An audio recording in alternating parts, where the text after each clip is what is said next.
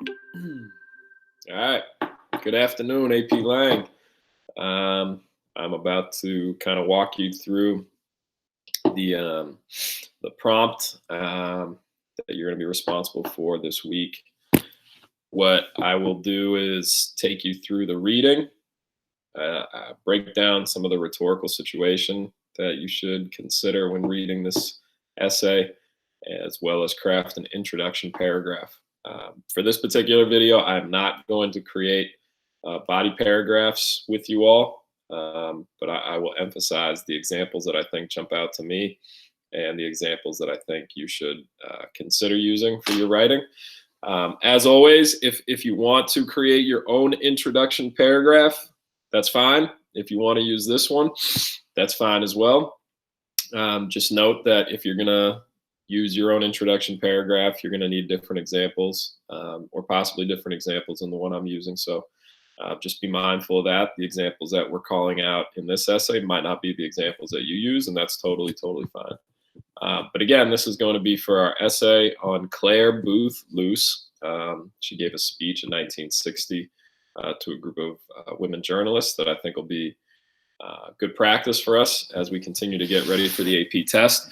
So as always, watch this video before opening up the assignment on College Board, because once you open up the assignment on College Board, you'll have 45 minutes to complete the essay. So just use your time wisely for that. So with that being said, I'm going to share my screen with you all and kind of get into what we got going on.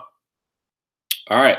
So I'm going to take you through this speech, and this will be the same speech that you'll be able to access here. This is kind of what it looks like when you access it. All right. It's going to be the same exact speech on AP Classroom, College Board.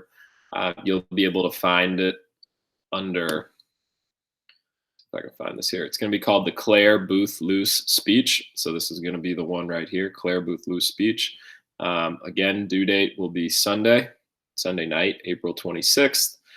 You'll have 45 minutes to complete it once you start it. So just be mindful of that. Really impressed by the turnout for this last one, ladies and gentlemen. I know a lot of folks were kind of working through it, but really 22 of us, this person is just in the process of working on it. But 22 people, and this number is actually a little high. There's a couple people that are not in the class anymore that inflates that. Nonetheless, for 22 of you all to get this speech done, the Alfred M. Green speech, that's great. And that's just great practice as we're getting closer to our AP Lang test, which will be on rhetorical analysis. So I really wanted to shout you out. But when you get ready to submit, this is where you'll submit a Clare Booth Luce speech, okay? All right, so without further ado, let's go through this. I'll kind of take you through the process that I think you should all be thinking about. When we read the context, we want to be mindful of the rhetorical situation, right, which includes the speaker, the audience, context, like the time period and when and where this is, the exigence, the why. We want to be concerned, obviously, about the message. What are they going for? And the purpose. All right, so we'll see if we can accomplish that and take some quick notes as we go through just the context of this speech.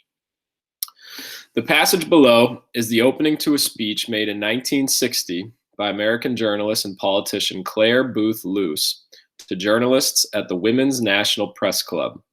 In the speech, Luce went on to criticize the tendency of the American press to sacrifice journalistic integrity in favor of the perceived public demand for sensationalist stories.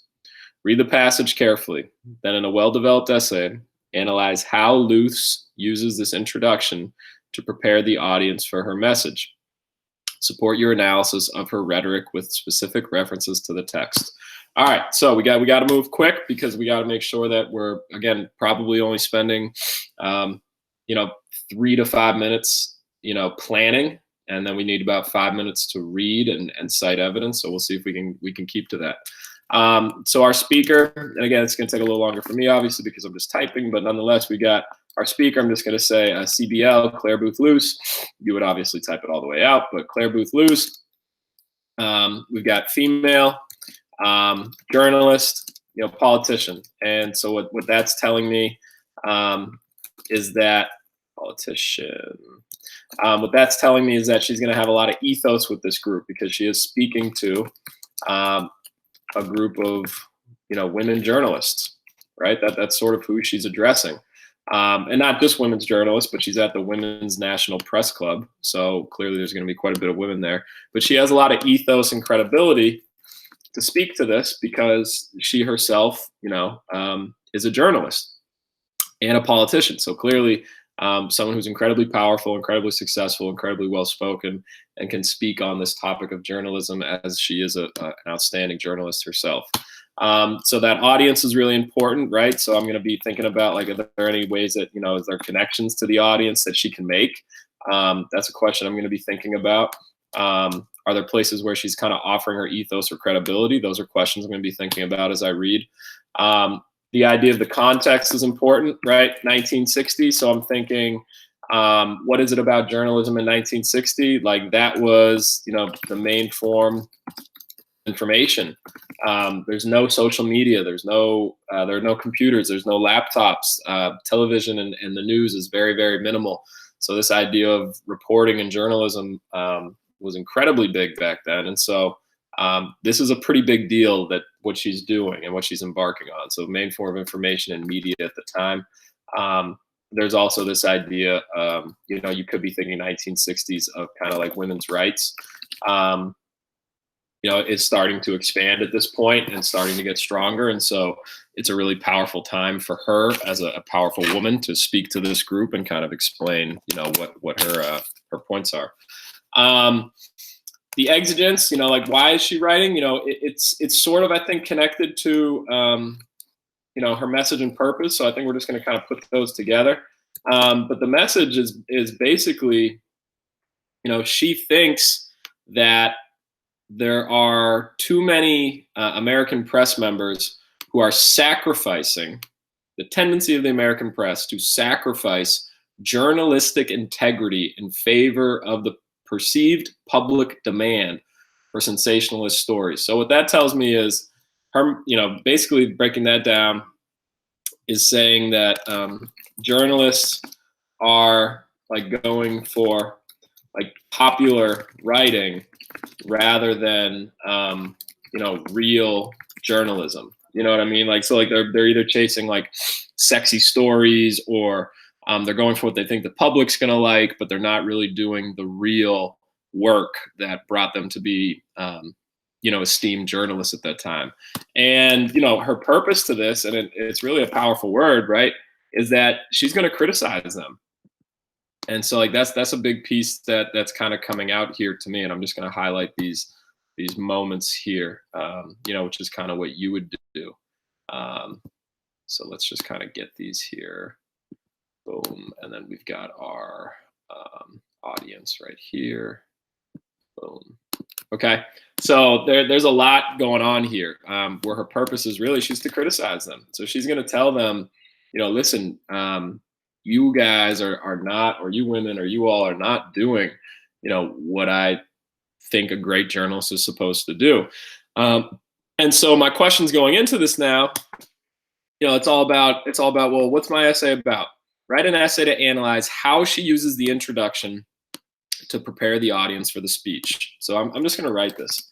How does Luce use her intro, right? Because this is only a piece of a speech. It's not the whole thing. How does Luce use her intro to prepare the audience for her? And I'm just going to put in the message: criticism of their craft.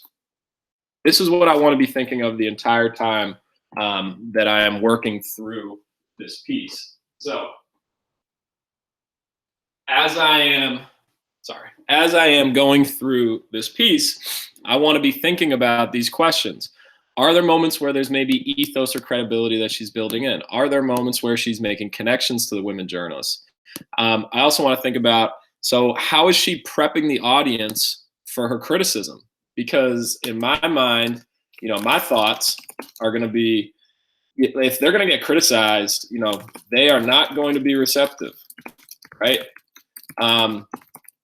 So what does she do to kind of warm them up, right? No one likes to get criticized. No one likes to hear they're doing a bad job. So if you're giving a speech to a whole bunch of people and you're going to tell them, listen, you're not doing what I think is close to remarkably good work or even adequate work, how do you get them ready for that? How do you deliver that speech? What strategies and tactics do you use? So this is what I want to be thinking about as I'm going through her speech. I want to be thinking about all these pieces right here. Anything that I can think about that she is prepping her audience to criticize them, because they're not going to just take it like, oh, sweet, she's ready to, light into us and tell us that we're not doing a good job, right? That wouldn't be effective. So what are the things that she does to do that? So I'm going to read the speech and I'm going to go through it. I'm going to make some notes on what I think are just powerful or quick phrases or quotes that I think, ooh, here's where she's prepping them. Here's where she's kind of warming them up for her criticism. Here's how she's getting them ready for the criticism that she's going to deliver. And again, I want to be thinking of at least 3 strategies or ways in which she's doing that. So here we go. I am happy and flattered to be a guest of honor in this always exciting and challenging occasion. But looking over this audience tonight, I am less happy than you might think and more challenged than you could know. I stand here at the rostrum invited to throw rocks at you. You have asked me to tell you what's wrong with you, the American press. The subject not only is of great national significance, but also has, one should say, infinite possibilities and infinite perils to the rock thrower. So this is kind of jumping out at me, that she is sort of calling herself a rock thrower, right? She's saying like, I stand here to throw rocks, but she also, begins by saying, she's less happy than you might think, right? So she's basically up there because she's in front of her colleagues, right? She is a journalist. She's speaking to journalists, and she's basically beginning by saying, listen, this is not going to be the most pleasant thing for me. And to me, that means she's sort of warming up the audience by telling them, she's feeling vulnerable. So to me, like there's a sense of like being vulnerable, being honest, being truthful about how she feels about speaking to them. And I think that's important for her to start to kind of like build that with her audience, because if she can build that into them, then they might be more receptive to hearing her, knowing that she is a journalist just like them, knowing that she doesn't fully want to be up there criticizing them, but also knowing that it's a really, really important thing that she's up here for, right? Because it has great national significance. So what she's about to say, she doesn't want to do it, but she really has to, right? Doesn't want to, but has to. And to me, I think that's an important way of kind of prepping her audience. So let's continue. For the banquet speakers who criticizes the weaknesses and pretensions or exposes the follies and sins of his listeners, even at their invitation, does not generally invoke an enthusiastic, no less friendly response. The delicate art of giving an audience hell is always one best left to the Billy Grahams and Bishop Sheens. So she's saying here, for any banquet speaker who's about to criticize the people in front of them, this does not normally give an enthusiastic response. It doesn't normally get a very friendly response, right? She's being very honest about it. And she also kind of mentions this like little joke here of like saying the delicate art of giving an audience hell is always one best left to the Billy Grahams and Bishop Sheens. If I go down here, Billy Graham was an American Christian evangelist, and Fulton John Sheen, an American Catholic archbishop, both became renowned for their religious oratory. Their speeches were widely broadcast on radio and television. So to me, she's just referencing like these famous people who are on, like daytime television, talking about the church, talking about their, religion, and they're critical of people who haven't joined the church. So she's saying, hey, those guys are much better at it than me. So we've got kind of like a quick reference here that she's making. But again, she's acknowledging that there probably will not be this enthusiastic, or even friendly response. So to me, again, it's this idea of, awareness and acknowledgement that, this is a sort of tough, conversation to have. Right. So I think that again is really important for her audience to see that she's being vulnerable and to see that she's being really honest about how she feels about being there. All right, moving on. But you are an audience of journalists. There is no audience anywhere who should be more bored, indeed more revolted, by a speaker who tried to fawn on it, butter it up, exaggerate its virtues, play down its faults, and who would more quickly see through an attempt to do so. I only ask you to remember that I am not a volunteer for the subject tonight. You asked for it. And to me, this is kind of big because, this is basically her saying, I'm about to come up here and criticize you guys. I don't really love it, but this section really says, remember, you invited me here.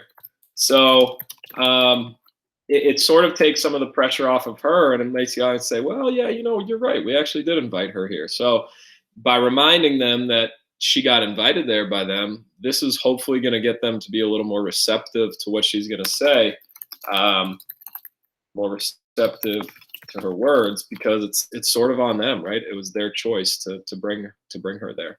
And she also kind of brings up these things of, I know you guys wouldn't want a speaker who's trying to do these things, right? And so to me, that part is basically saying, like, she doesn't want, like, she knows as a journalist, they don't want any BS, right? They see through it. So she's, again, making this connection with them. And if she's able to connect with them, they're able to kind of understand her and take her criticism a little in a better way. But she gets that as a journalist, you don't want any BS. You don't want someone to lie to you. You don't want someone to butter it up or to fluff it up or, play it down. Give it to me like it is, because that's what journalism's about. Journalism is about the truth. So she gets that. And so she knows they won't want that, right? So it's, again, these reminders to her audience. And again, a big part of that is her being a journalist herself, where she's able to establish that credibility. For what is good journalism all about? On a working, finite level, it is the effort to achieve illuminating candor in print and to strip away cant. Sorry, should be gone there. It is an effort to do this, and not only in matters of state, diplomacy, and politics, but also in every smaller aspect of life that touches the public interest or engages the proper public curiosity. It is the effort to explain everything, from a summer conference to why the moon looks larger coming over the horizon than it does when it is fully risen into the heavens. It is the effort, too, to describe the lives of men and women, big and small, close at hand or thousands of miles away, familiar in their behavior or unfamiliar in their idiosyncrasies. It is, to use the big word, the pursuit and effort to state the truth, right? So she goes into this kind of point here. What is journalism all about? And I think by bringing these up, again, these are reminders, to the audience about their craft. And she kind of has that credibility to do so. And why is it important that she's reminding them about their craft? Well, if she's able to remind them, then she's able to kind of criticize them. She's able to critique them. She's able to give them feedback about what could be better, how they are, again, going away from integrity, right? What they were meant to do.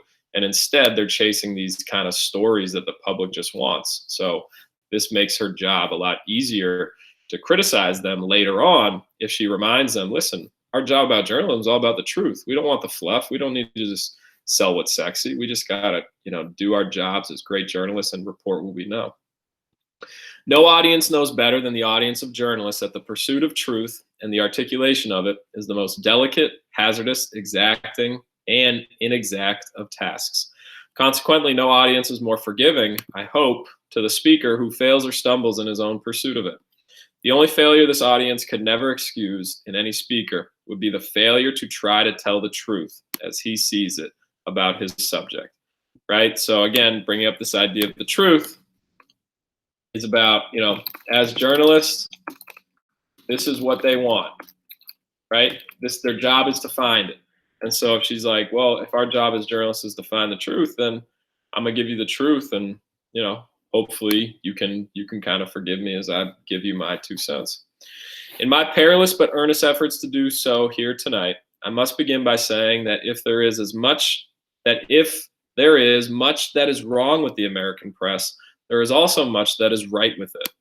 And this, I think, is really huge because, she's basically, saying there is mostly good with this group. Because if she was only going to go in there and say, you guys are terrible at this, and you guys can't do that, and you guys need to fix this, it's brutal, right? No one wants to sit through that and listen to that. But she gets that. The fact that she's about to go in and criticize them about what they're doing, chasing these stories that the public wants rather than doing real journalist work, she needs to tell them, like, listen, I understand where y'all are coming from. I understand that you guys are doing a lot that is good.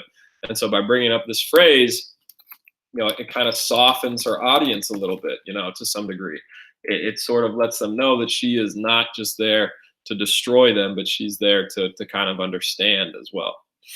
I know then that you will bear with me, much as it may go against your professional grain, if I ask you to accept some of the good with the bad, right? Again, this idea of like, I'm going to give you some good with the bad, even though it may not make such a good copy for your newspapers. For the plain fact is that the U.S. daily press today is not inspiringly good. It is just far and away the best press in the world. So she kind of ends by saying, listen, we're not great at what we do. We're just the best at what we do, right? It's kind of like we're like the, we're like the strongest weak person in the room, you know what I mean? Or we're like the tallest midget, you know what I mean? She's basically saying like, this doesn't mean we're doing great. Just because we're the best doesn't mean that we're good. It just means we're better than everybody else. And so we need to get this right. And so there's a lot of things that I think she's doing here in order to address, her overall purpose. So I'm going to just take this intro. I'm going to put it down here just so I can look at it. I'm sorry, I'm going to take this context, not the intro. And I'm going to craft my intro. All right, my intro needs to have a UT. It's got to have some kind of universal truth, some quick statement. It's got to have a quick, mention of the rhetorical situation, right? Some of the elements of the rhetorical situation. And that's got to have my thesis, right? I got to have those three things in my intro. It can be a 3-sentence intro. It can be strong. It can be clear. And, and within my thesis, I got to have my, my author, the purpose, the message, and the strategies, right? Because this question is asking, how does Luce use this introduction, right? This is really what the prompt's asking me to do right here. How does she use this introduction to prepare the audience? So here we go. Let's just come up with one real quick. All right, a UT, because the speech is about journalism and the truth, I think I can just kind of craft something about that. Journalism is where individuals do their absolute best to find the truth in stories, whatever that may be. All right, that's just basic, that's just kind of like a statement about journalism, and this does connect to Luce, right? So I'm gonna get into Clare, Booth, Luce. I'm just gonna this is all my rhetorical situation now, right? I gotta give some info for a journalist and politician spoke about the importance of truth over, and I'm just going to kind of use their words here, right? I'm going to do, quote, sensationalist stories that her colleagues at the Women's National Press Club spoke about the importance of seeking the truth over this. Her colleagues at the Women's National Press Club were pursuing. Right, so basically, this is giving you the situation. She is there to talk about the importance of seeking the truth over these sensationalist stories, right? What the public wants. This is what her colleagues were doing at that point. Now I'm going to get into my thesis. So how does she use the intro? I'm going to say, by using, and now I'm going to get into my examples. So I think that she does a couple things. I think one, she becomes like really, really honest about her feelings about being there. I think that's important. That's one way that she does it. I think two, she acknowledges the roles of a journalist, which I think is really important. And then three, one thing that I think is really important is that she she kind of softens up her audience and like says like, you know, like she gives them some positives about them, right? So to me, I'm thinking the three things are by one, I'm going to say by explaining how she felt about her speech, like being there. So by explaining about how she felt about her speech, referencing the roles, I'm not going to say the roles, referencing the duties of journalists, right? She kind of references like what they're supposed to do, and providing some positive feedback. So these are the three things I'm going to explore. She was able to talk about how she felt in her speech, talk about how she felt about giving the speech. Sorry. She references the duties of journalists, right? Because she's credible, she's able to do that, and she gives them some positive feedback. So by doing these three things, Luce is able to, and I'm just going to go right back to the prompt. What's it asking me to do? Prepare the audience, and I'm going to say, what's her message for her criticism, right? Is able to prepare, I'm going to say effectively, just to throw that in there. Effectively prepare her audience for her upcoming criticism.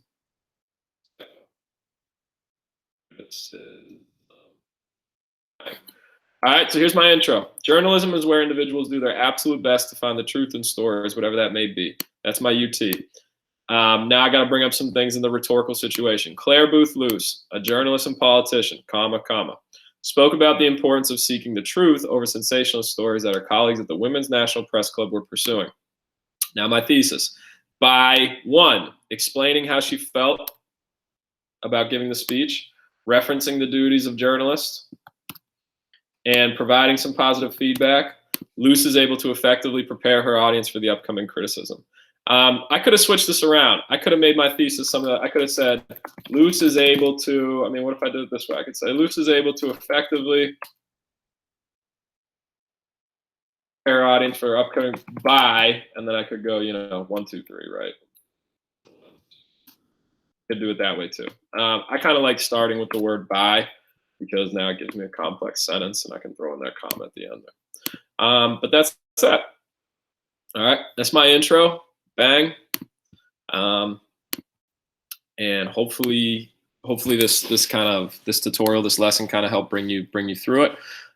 So what I'd like you guys to do moving forward is you can use that intro or craft your own. And I'd like you to complete the 3 body paragraphs. They don't have to be long. Remember, we're using just pieces of evidence. So you're not going to use those whole sentences. You're just going to use phrases and you're going to kind of weave them into your writing. Just as I did in the last model with the Alfred M. Green speech.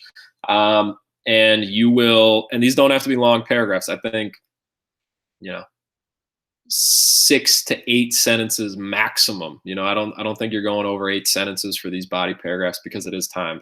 And then in your conclusion, just kind of succinctly bring it together, going back to the purpose by, you know, referencing multiple strategies. Luce is able to, whatever, you know what I mean? I think you can kind of bring that home. So that'll be due Sunday night. Hopefully this intro and this read helped you. Again, watch this video in its entirety before you start typing and before you start writing, and it should help you out. All right, talk to you all soon.